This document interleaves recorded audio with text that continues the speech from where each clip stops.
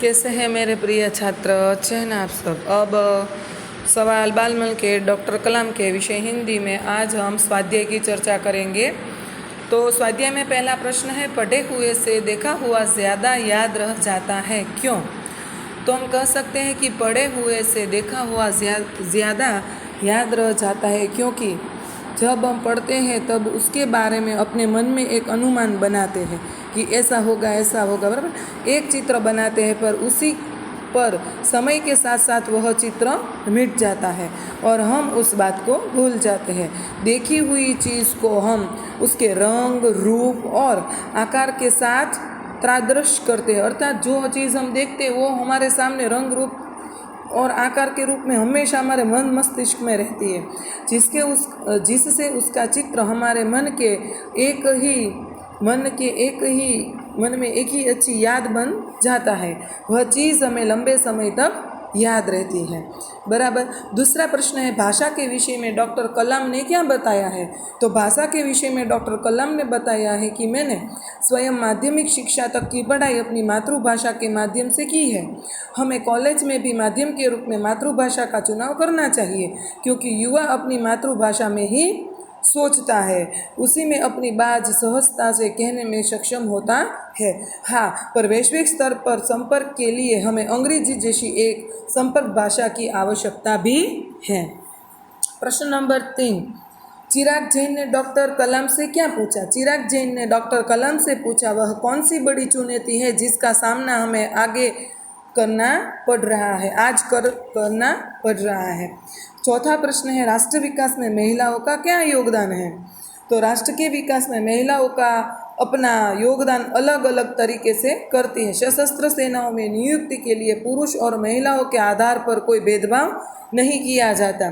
महिलाएं आज हर क्षेत्र में आगे बढ़ चुकी है। पीटी उषा भारतीय ट्रैक एड फील्ड की रानी कही जाती है। कल्पना चावला एक अंतरिक्ष यात्री बनी और हमारे राष्ट्र का नाम रोशन किया। मल्लिका साराभाई भरतनाट्यम नर्तकी, मंच अभिनेत्री, निर्देशक और सामाजिक कार्यकर्त्री है। डॉक्टर किरण बेदी भारतीय पुलिस सेवा की प्रथम वरिष्ठ महिला अधिकारी थी। इन तमाम महिलाओं ने राष्ट्र के विकास में अपना योगदान दिया है। प्रश्न नंबर 5, किसी भी देश के लिए सेना का क्या महत्व है?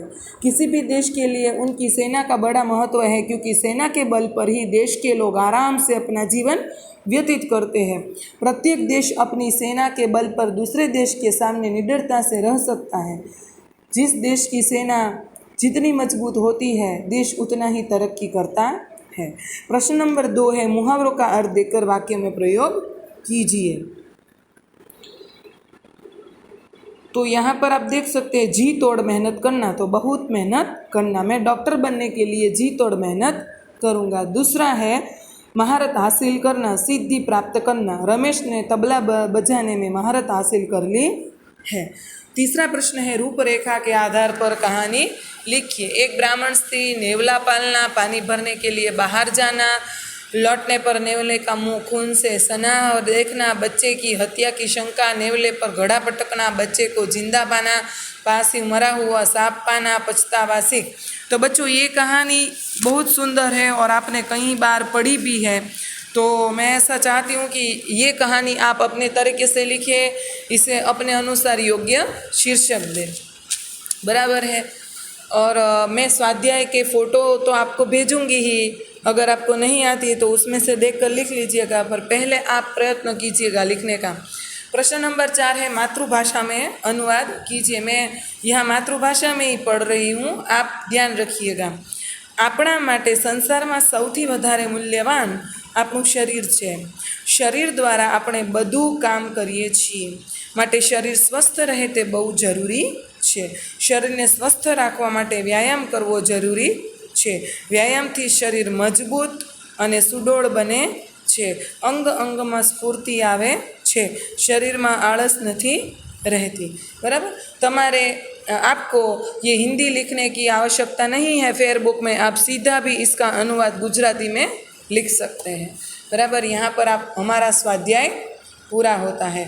अब हम भाषा सज्जता देख लेंगे। भाषा सज्जता में आप देख सकते हैं कि सर्वनाम, नाम के बदले जिसका प्रयोग होता है उसे कहते हैं हम सर्वनाम। आप सर्वनाम एवं उसके प्रकार पढ़ चुके हैं। अब निम्नलिखित वाक्यों में सर्वनाम शब्द छांटिए तथा उनके प्रकार भी बताइए।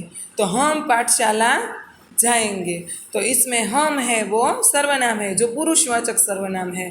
दूसरा है यह मेरी किताब है, तो यह है वो सर्वनाम है, निश्चयवाचक सर्वनाम है। कोई आ रहा है, तो कोई है वह सर्वनाम है, अनिश्चयवाचक सर्वनाम है। चौथा है कोई तुम्हें क्या चाहिए, तो तुम्हें है वो तुम्हें क्या चाहिए, तो तुम्हें है वो पुरुषवाचक सर्वनाम है, और क्या है वो प्रश्नवाचक सर्वनाम है। पांचवा है यह मीना है जिसने कल गीत गाया था, तो यह निश्चयवाचक सर्वनाम है। मैं स्वयं चला जाऊंगा, तो मैं है वह पुरुषवाचक सर्वनाम है।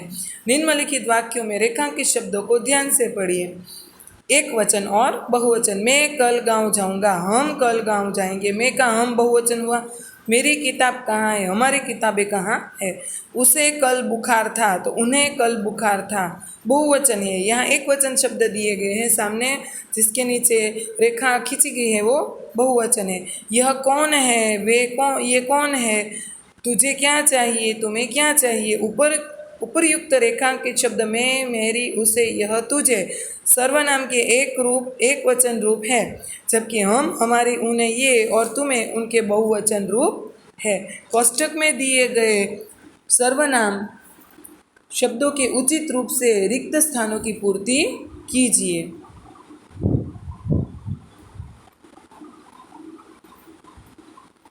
बराबर है। तो यहाँ पहला है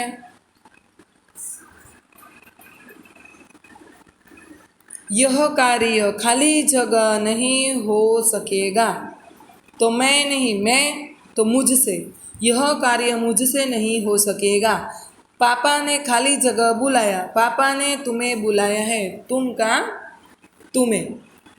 तीजू, जो लड़की वहाँ खड़ी है, मैं खाली जगह नहीं जानता, उसे, मैं उसे नहीं जानता।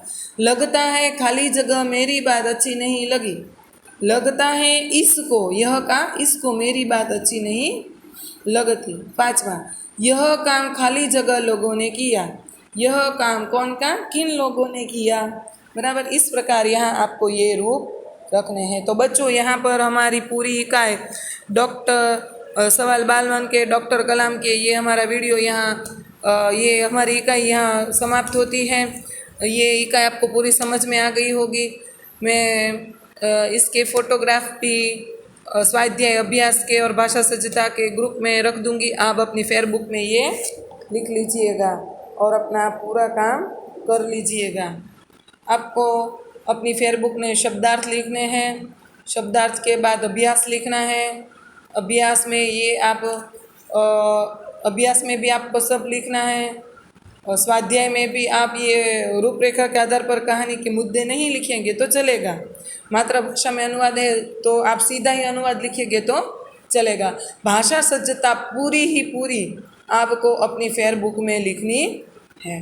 बराबर है। घर में रहिएगा, सुरक्षित रहेगा, अपनी फेयरबुक में सब करिएगा, पूरा कार्य कर लीजिएगा। थोड़े ही दिनों में मैं आपके पास हिंदी विषय की फेयरबुक मंगाऊंगी, जिसमें आपको जितने भी मैंने इकाई चलाई है वो पूरी लिखी हुई होनी चाहिए, जिसके मार्क भी आपको मिलने वाले हैं। तो बिना आलस किए आप अपनी सब फेयरबुक पूरी करना, अच्छी तरीके से लिखना, अच्छे अक्षर निकालना। बराबर है। घर में रहिएगा, सुरक्षित रहिएगा। Bye bye. और आगे की वीडियो में अब हम पुनरावर्तन की चर्चा करेंगे। बराबर है। इसमें भी पुनरावर्तन में भी आपको आपकी फेयरबुक में पुनरावर्तन लिखना होगा। बराबर है।